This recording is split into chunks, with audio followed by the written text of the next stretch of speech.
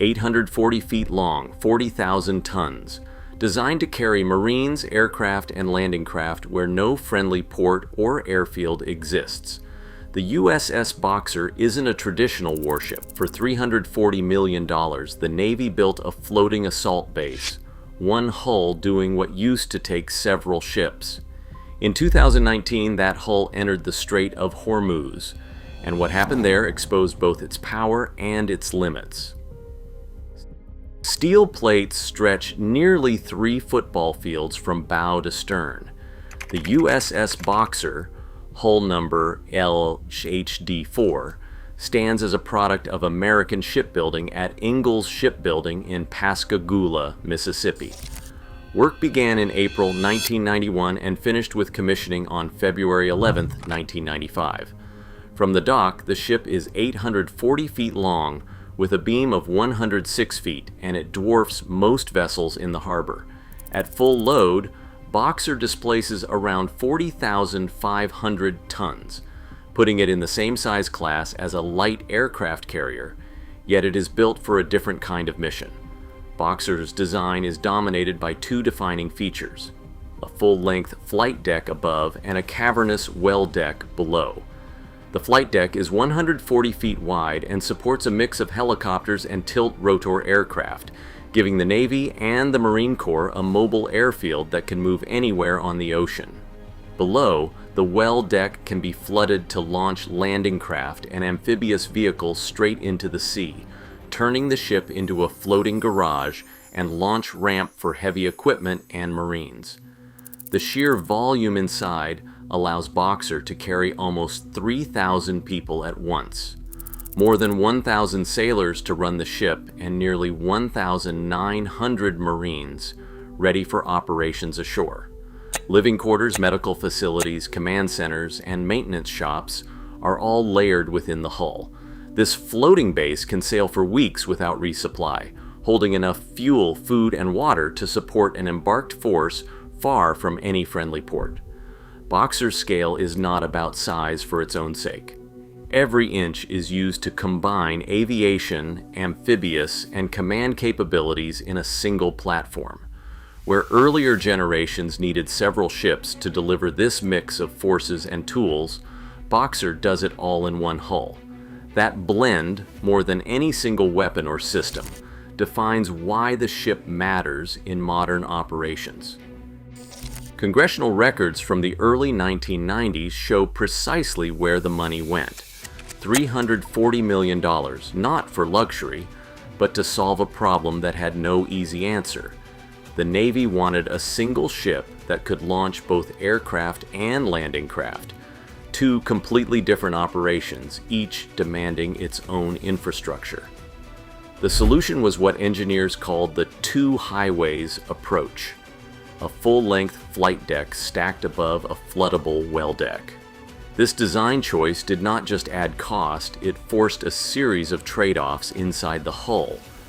Vehicle storage was reduced compared to earlier ships, and the internal layout became far more complex, with fuel and ballast systems rerouted to serve both decks. Dr. John W. Richardson, a senior engineer at the Naval Sea Systems Command, led the design team that pushed for this integration. He argued that the extra investment would pay off in flexibility, allowing the ship to handle missions that would otherwise need 2 or 3 separate vessels. To make it work, Richardson's team selected gas turbine propulsion, General Electric LM2500 engines, over the older diesel-electric models.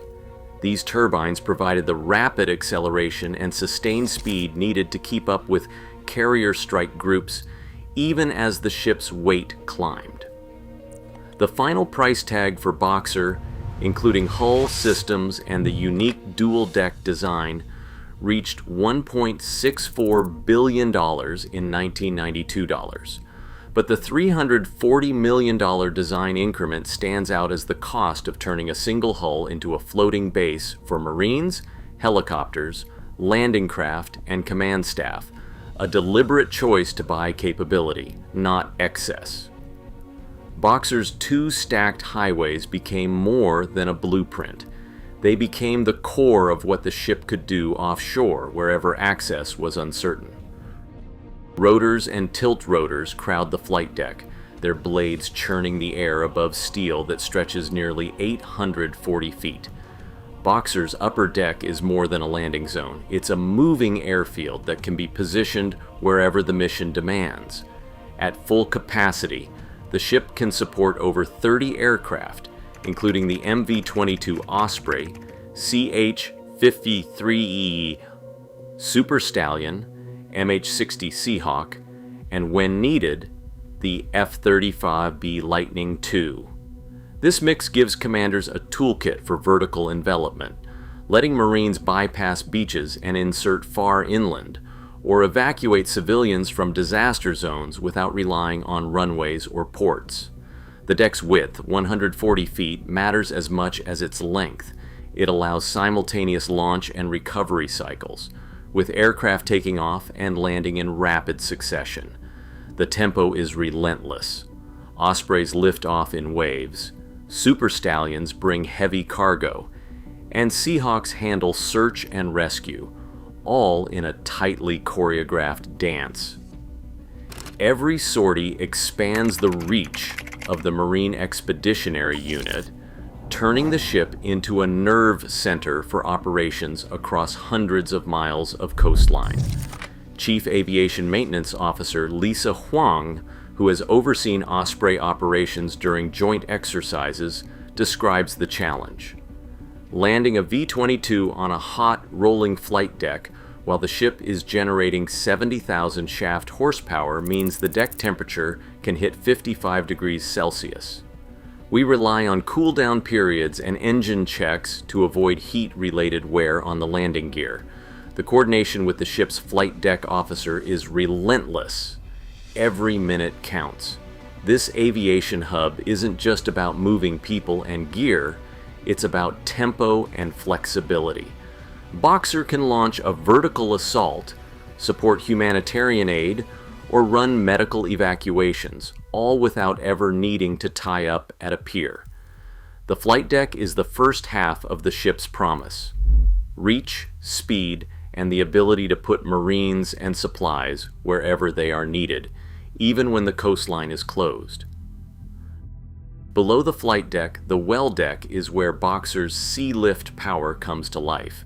This cavernous space can be flooded, letting 2 landing craft air cushion vehicles, or 1 landing craft air cushion, and a larger landing craft slip out and race toward shore. Each landing craft air cushion carries up to 30 tons of cargo at speeds topping 40 knots, fast enough to put armored vehicles, fuel trucks, or relief supplies onto a beach before defenders can react. With the well deck operating in tandem with the flight deck above, Boxer can move Marines and their gear from ship to shore in less than 24 hours, across the horizon, out of sight, and straight onto contested or devastated coastline. Coxswain James "Jax" Ramirez, who has driven landing craft air cushion vehicles from Boxer's well deck, describes the process as a controlled surge. When the well deck floods and the ramp drops, you are skidding out on a cushion of air loaded with everything from tanks to pallets of bottled water. The coordination between the ship's crew and the landing craft is tight. It has to be. A full Marine Expeditionary Unit, usually around 2,200 strong, can load up and launch from Boxer without touching a pier. The ship's cargo holds and medical bays are sized for both combat and disaster. During the 2010 Haiti earthquake, Wasp-class ships in Boxer's class moved over 5,000 tons of aid ashore, using landing craft air cushion vehicles and helicopters to reach areas cut off from ports. That blend of heavy lift, rapid launch, and self-contained support gives commanders the flexibility to respond to nearly any crisis, whether that means a beach assault, a humanitarian mission, or an evacuation. Boxer's value is measured not just in steel or dollars, but in the range of missions it can deliver, wherever access is uncertain. In July 2019, in the Strait of Hormuz, the Boxer crew tracked a fast-approaching object on radar. an Iranian drone closing the distance while ignoring repeated radio warnings. Electronic warfare operators activated the ship's jamming suite, aiming to sever the drone's control link. The drone kept coming. On the bridge, an order was given: bring the Mark 38 25mm gun to bear. 3 short bursts cut through the air. The drone dropped from the sky, debris splashing into the sea.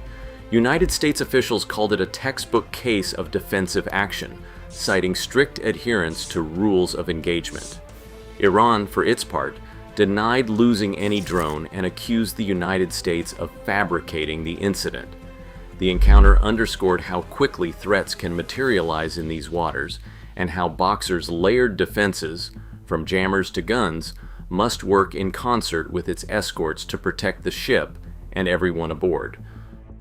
Boxer's full value only appears when it sails as the core of an amphibious ready group.